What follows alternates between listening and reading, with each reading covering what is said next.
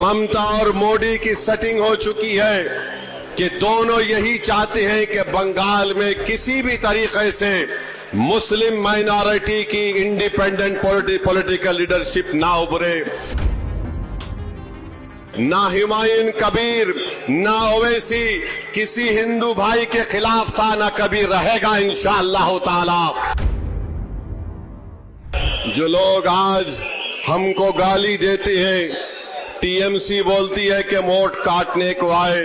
ममता बनर्जी जब गुजरात जल रहा था, जब वहां पर मासूम लोगों को मारा जा रहा था, जब वहां पर 50,000 लोग 8-8 महीने कैंप में अपनी जिंदगी गुजार रहे थे, तब आप अटल बिहारी वाजपेयी का हाथ पकड़कर साथ चल रहे थे, जब आपको उनकी तकलीफ याद नहीं आई।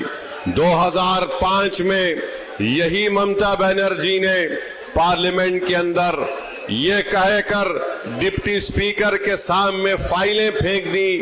क्यों फेंकी? उन्होंने कहा कि बंगाल में घुसपैठी घुस रहे हैं। आज वो बात ममता बनर्जी ने 2005 में कही थी, आज मोदी अमित शाह आकर बंगाल में 2014 से कह रहे घुसपैठी घुसपैठी घुस चुके हैं। बताइए आप दोनों में क्या फर्क है? आप दोनों में कोई फर्क नहीं है। आप चाहे मोदी हो या ममता बनर्जी हो, ये कभी नहीं चाहते कि गरीब और मजलूम आवाम की इनकी आजाद लीडरशिप पैदा हो जाए। ममता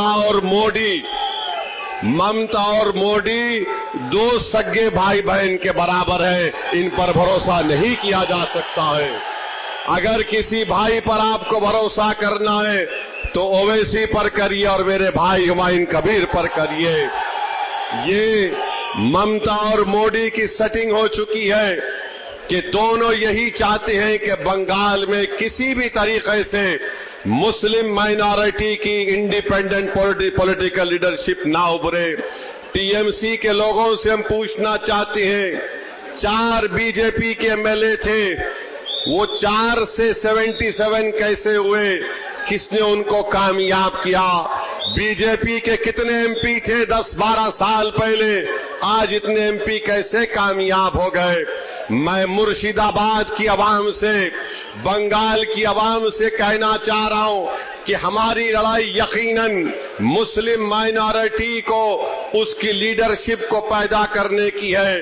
ना हुमायूं कबीर ना ओवैसी किसी हिंदू भाई के खिलाफ था, ना कभी रहेगा इंशाअल्लाह ताला। हम अपना हक चाहते हैं, हम हिस्सेदारी चाहते हैं। अब हम टीएमसी या ममता के सामने अपना सर नहीं झुकाएंगे, हम मोदी से नहीं डरेंगे, हम सिर्फ अल्लाह से डरने वाले हैं और किसी और से डरने वाले नहीं है। हम अपना हक चाहते हैं, हमको अपना हक मिलना चाहिए। और याद रखो, नौदा की जनता 23 तारीख को आपको इसलिए वोट डालना है ताकि आप ममता की गुलामी से आजाद हो जाएं और मोदी के खौफ से आपको आजाद होना पड़ेगा। इन दोनों के खिलाफ आपको सीटी बजाना है। 23 तारीख के दिन सिर्फ सीटी बजेगी। दबाओ, सीटी दबा के बताओ इन लोगों को, ताकि दिल्ली में मोदी को मालूम हो जाए, कोलकाता में ममता को मालूम हो जाए कि आप ये बंगाल का मुस्लिम अकलियत बेदार हो चुका है।